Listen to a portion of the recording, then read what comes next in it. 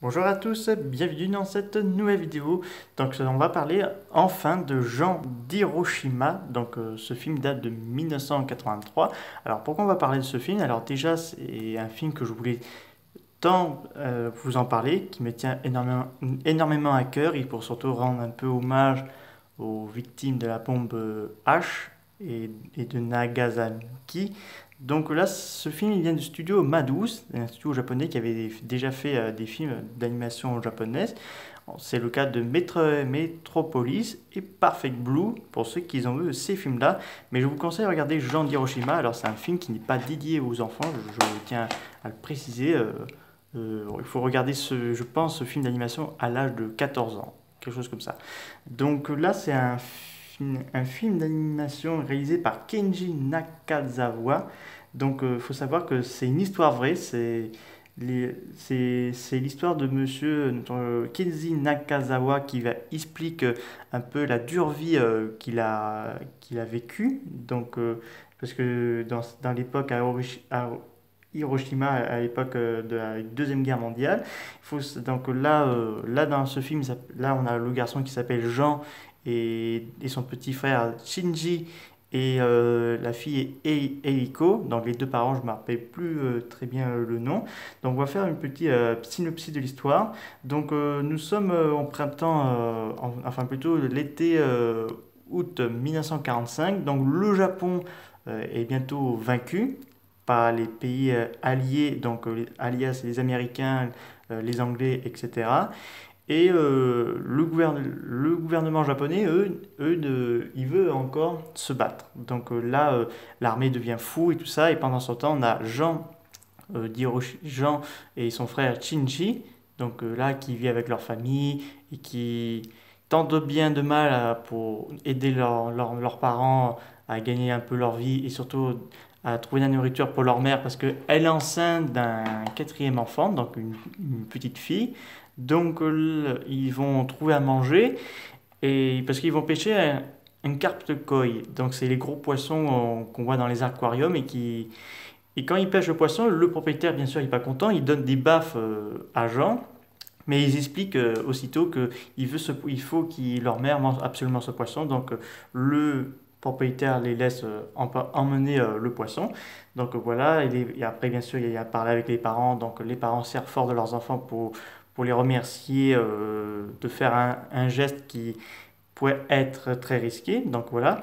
Et on arrive à ce fameux jour, le 6 août 1945 à 8h15 du matin. Donc Jean, il va aller à l'école alors sa mère étendait le linge et tandis que sa sœur et le petit frère regardaient des choses bizarres parce que les fourmis entraient à la maison. Le père était très inquiet parce que avant tout cela, il y avait eu deux avions américains qui a survolé la ville d'Hiroshima pour savoir que les autres villes du Japon ont été bombardées. Et là, ils vont avoir la plus grosse bombe pour mettre en mise en garde le Japon, donc la fameuse bombe atomique de Hiroshima qui explose au beau milieu de la ville. Godzilla rend hommage aussi à la victime dans ce film. Là, on voit clairement, il n'y a pas de tabou dans ce film. On voit clairement, quand la bombe explose au centre d'Hiroshima, on a les corps des gens qui se font carboniser, les yeux ressortent de la tête. Il y a un chien à un moment donné qui carrément pris le souffle atomique en pleine figure et il tente de s'échapper, mais ils font vraiment comme du beurre dans le four micro-ondes. Et donc là, après l'explosion, Jean rentre chez lui parce que là, bien sûr, il y a un incendie qui se déclare. Et malheureusement, sa mère et lui sont les seuls survivants parce que il perd son père, sa grande sœur et son petit frère qui sont coincés suite à la maison qui est détruite. Donc là, ils se font brûler tous les trois par le feu. Et donc là, Jean et sa mère devront tenter tout pour survivre dans un Japon qui est désormais vaincu. Et donc voilà. Donc c'est un film que je recommande beaucoup.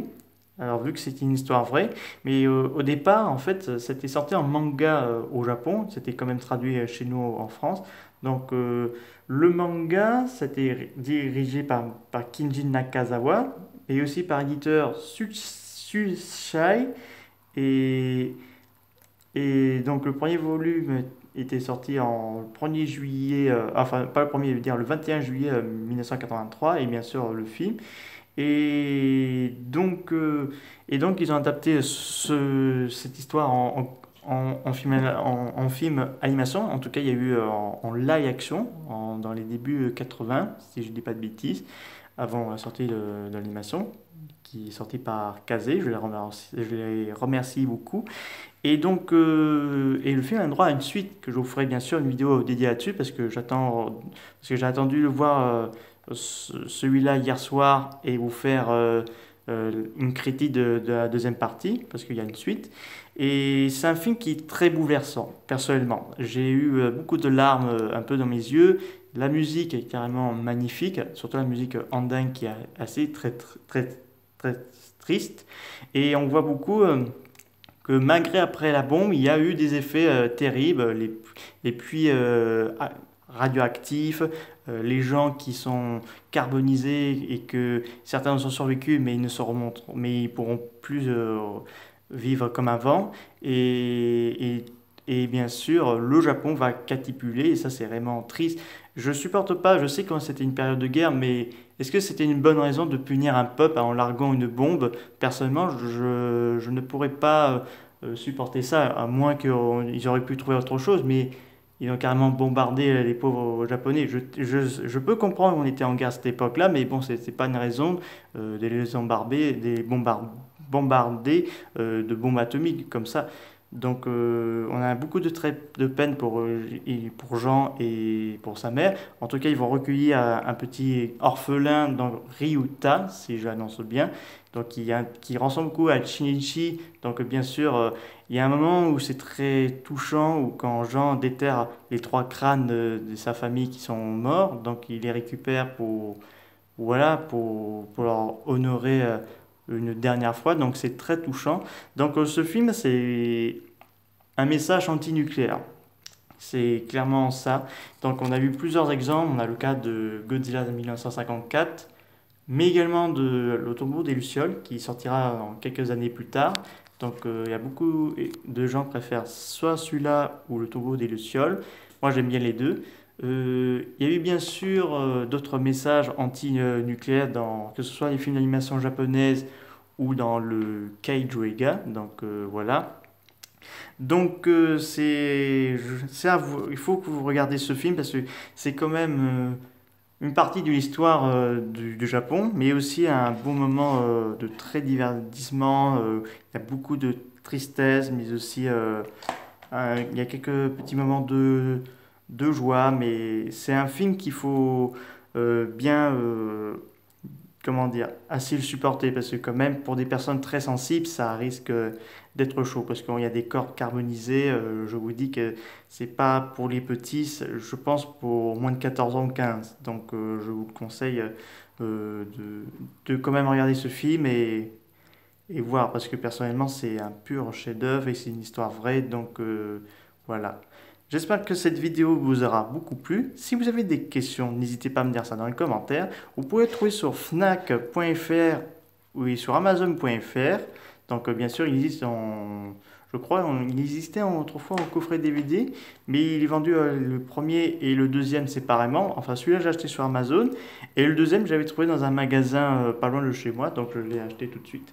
Donc voilà, j'espère que ça aura beaucoup plu à tous, ou ceux qui n'ont pas trop aimé. J'espère que vous me direz ça, votre avis dans les commentaires. Je vous dis au revoir.